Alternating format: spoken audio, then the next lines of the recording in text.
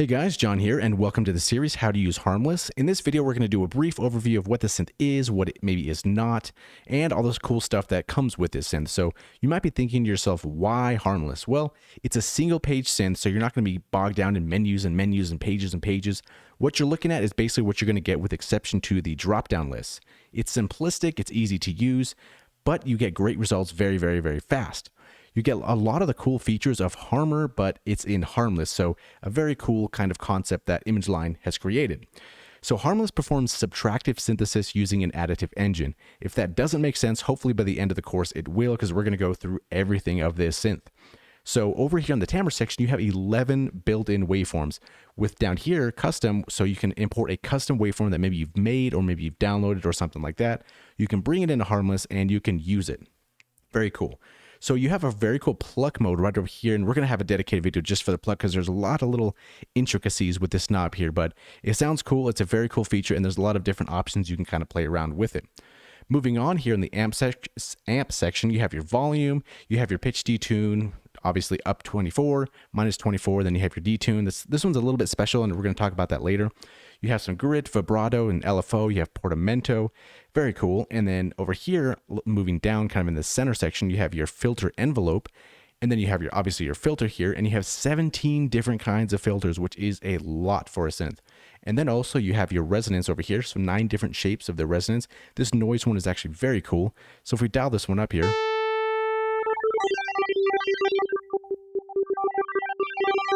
very strange, but very cool. You can make some cool sound effects just using that.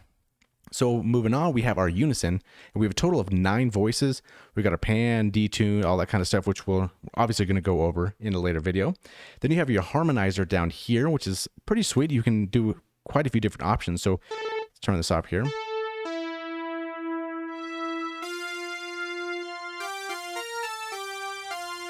So that can come in handy, maybe if you're making organs or who knows what. It's a very cool feature to have within Harmless.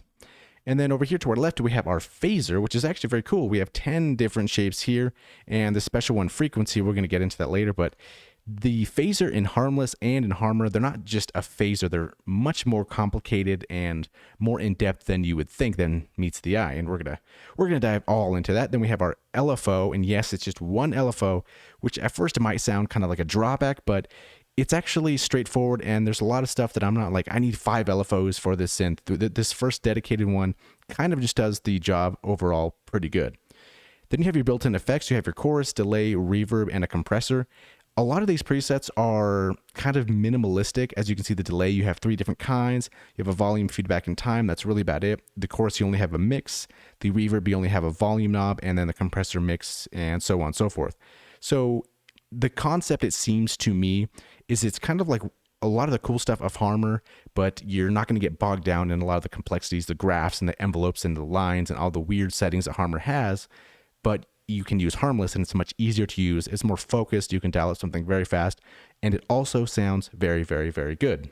So in the next video, we're going to be talking about the we're going to talk about the timbre section, and I've decided to break down the series in a little bit more videos so we can focus on smaller little increments of the synth as to not make it too long and drawn out, and you can kind of reference different videos for different portions of the synth if you need to later on. So that was kind of the thought process of that. So hopefully we'll see you in the next video, and yeah, have a good day.